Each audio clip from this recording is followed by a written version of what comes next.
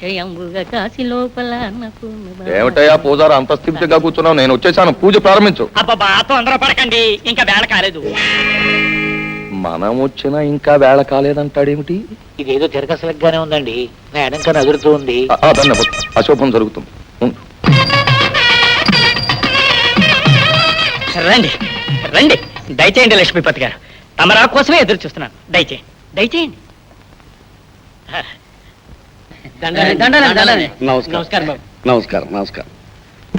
రామరాజు కులాసా, ఎంతసేపు అయింది వచ్చి? ఇప్పుడే. నేను కూడా పెందలగాడే వచ్చావాడిని, కానీ ఊళ్ళో 1,00,000 పనులు ఏమీ తిరుబడి కావటం లేదు. ఒకటి కష్టం నేనే చూడాలి, మరొకటి కొంప నేనే నిలబెట్టాలి. కోడి తగాదా నేనే తెచ్చాలి, కోర్టు తగాదా నేనే పరిష్కారం చేయాలి. అయినా నేనేం పెద్ద లేటు కాదు. కాకపోతే పని పాట లేని వాళ్ళు ప్రసాదం కోసం ప్రొద్దున్నే గుళ్ళోకి వచ్చి కూర్చుంటారు. ఏం కైలాసం, ఏమంటా? ఈ లెక్కేం కాదులేండి. కన్నదరాని కారణం తెలిసిపోయిందండి. ఏమిటది? లక్ష్మీపతికి పెద్దరికం వచ్చేసింది, మన పరువు దెబ్బతినేసింది. అయ్యా హారతి. ఏమయ్య పూజారి, అయ్యా పూజలు అర్చనలు ప్రసాదాలన్నీ సవ్యంగా జరుగుతున్నాయా? ఇక నుంచి మీ నీడలో ఉండబోయే ఆ తల్లికి అన్ని సవ్యంగానే జరుగుతాయి బాబు. ఆ హారతి ఎలా తగలే? సరే, నేను వస్తాను. అయ్యా ప్రసాదం పంపించు. అన్నట్టు రామరాజు, నీకేదో బాకీ ఉన్నానని ఇంటి మీదకి వచ్చి అగ్గి మీద గుగ్గిలమయ్యా. ఆ బాకీ కాగితాలు పంపించు. ముష్టి డబ్బు అనా పైసలతో సహా నీ ముఖాన్ని పారేస్తా. పదబాబు రామ్మ. ఏమయ్యా పంతులు, నీకు హారతి ఇవ్వడానికి కూడా చేతులు రావడం లేదు, నీకేం వచ్చింది తెగులు? నాకేం తెగులు రాలేదు బాబు, ఆ లక్ష్మీపతి బాబు గారికి సిరొచ్చింది, దాంతో అందరిలోనే మార్పు వచ్చింది. ఆహా, ఏం ముద్దతున్నావు నాన్న, ఇవాళ నీ పెళ్లి అయిపోతే రేపు నా పెళ్లి. ఇదేమి లెక్కండి, ఇంకా పెళ్లి కూతురు రాదేమిటి? అవతల ముహూర్తం వేళ దాడిపోతుంది. ఆ సంగతి పెళ్లి కూతురు తాలూకు పెద్దలను అడుగు. ఏమిటండి పెళ్లి కూతురు రాదేమిటి? ఇంకా ఎందుకంటే అరుస్తారు, రాజే తీసుకొస్తున్నాడు.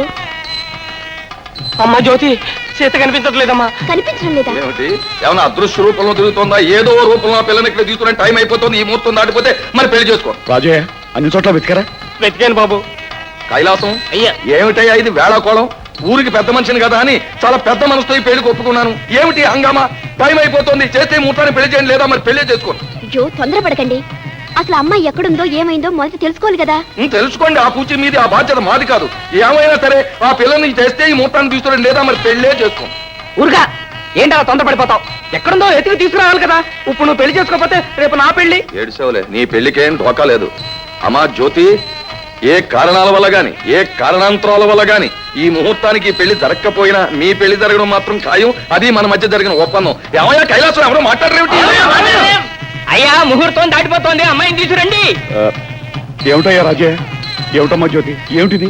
ఏమిటి నాన్న, నాకు ఏం అర్థం కావటం లేదు. పంతులు గారు, టైం ఎంత? అయ్యా ముహూర్తం దాటిపోతుంది. ఇది వేళ వల్ల ఏమవుతుంది? భగవంతుడు కూడా ఈ పెళ్లి జరిపించలేడు. నేను వెళ్తున్నా. ఆగో, వేసుకోదండ.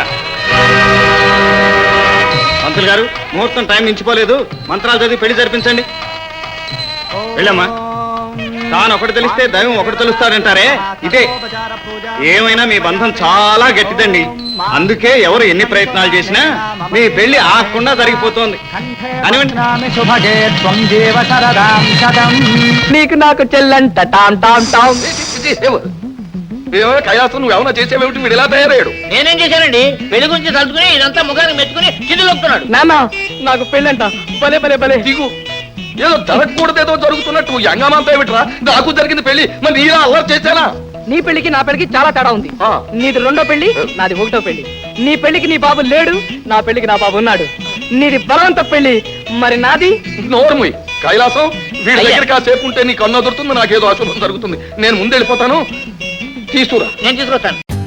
For more updates, like, comment, subscribe to our channel. Hey darlings, గంటని click చేయడం మర్చిపోకండి.